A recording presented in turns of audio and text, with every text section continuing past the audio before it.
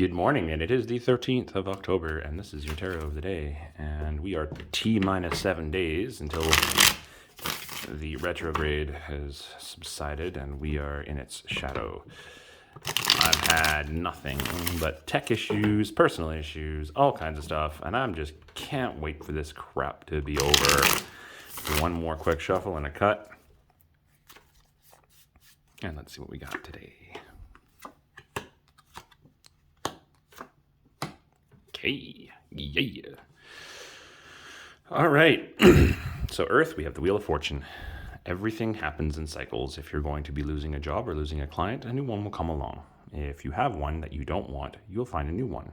If you have one you like, be wary. Sometimes these seasons may end. All things happen in absolute circles and cyclical patterns. That is where we're sitting with the air, or with the Earth. Now with the air, we have the Empress. The Empress is the third card in the deck.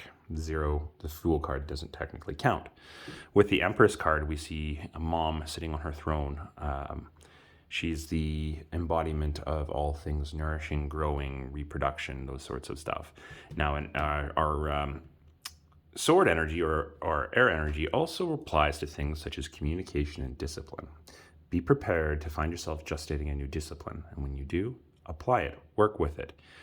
Start developing now. Start building in your heart now. Start getting those habits together now, because that wheel is always staring at you. In our fire, we see the inverted Five of Cups.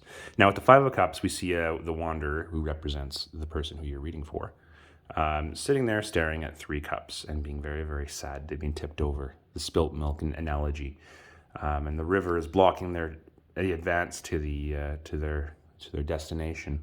So they feel stuck. They feel like they've been robbed from. They feel heartbroken. But if he turns around and sees these two other cups, picks them up, he'll also see that he has two cups and a pathway that leads him to where he needs to be. 3 and 2, basic mathematics. It's a small sacrifice. Sometimes we have to walk away from something that we thought was going to be great in order to get to something that is just good. Earlier today, I did a tarot reading where I had to discuss contentment versus happiness. We have this concept in our society that we need to be happy, and that's kind of a funny analogy. It's contentment. Happiness is just an emotion that we feel. I'm happy that my friends come and visit me, but if they stayed forever, I would not have that happiness. It's a state of being. Now, when my friends come and they visit and they leave, I'm content. I'm content with the visitation that we had. I'm content with the space that we used. My contentment is long term.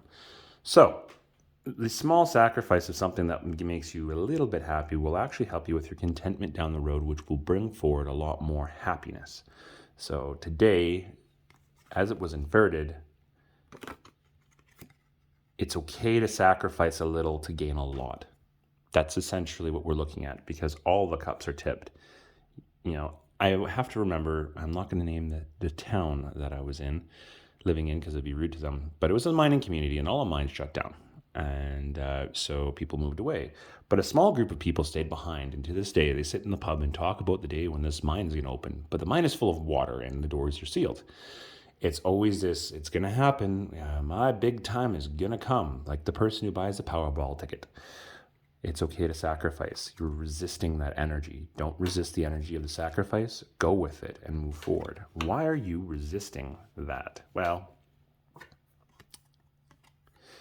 it comes down to the water card, and that, my friends, is probably one of the worst cards to get. Well, one of many cards that could be bad. And the Nine of Swords, and it represents the things that are keeping you up at night. With the Nine of Swords, it's kind of like the PTSD card. It's when you have these continuous memories and thoughts that make you feel horrible. They interfere with your livelihood. They interfere with your ability to do work.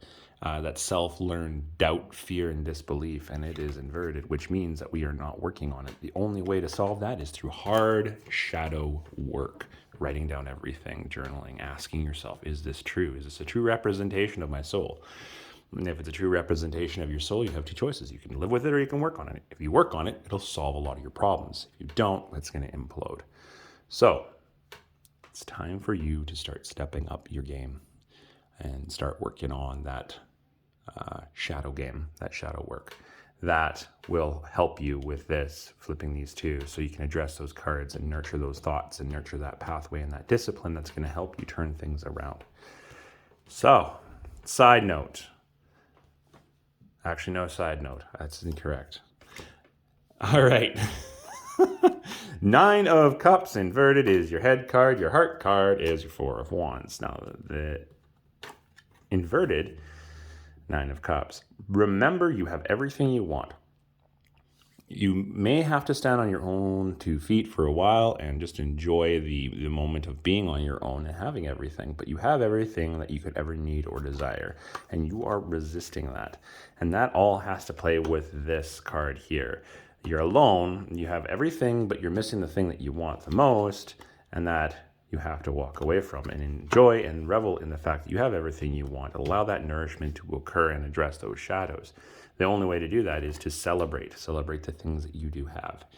Have that passionate enjoyment, almost a festival, celebrating what you have accomplished. The 4 of Wands, with the 2 of Wands, we see the traveler making a decision on what he's going to send out in the passions. And the 3 of Wands with the bird stave, we see him getting an inclination of what is yet to come. On the 4 of Wands, we have that celebration and that excellence.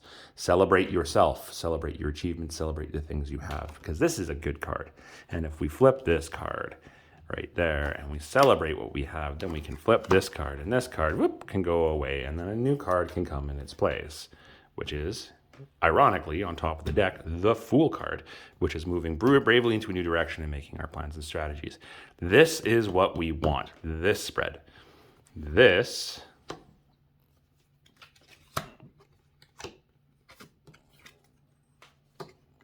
is what we don't want. So, again, recap. Address this by celebrating yourself and recognizing that you have everything you want. By the shadow work, you will get a new beginning, and it will be full of nourishment, growth, and development. And that was your tarot of the day for the 13th of October. And if you can, like, subscribe, and share. And I will be back tomorrow to give you another tarot of the day. My apologies for the splotchy tarot readings this go around. It's been one of those painful retrogrades for me. Anyway, like, subscribe, share, check out my podcast, and we'll see you tomorrow.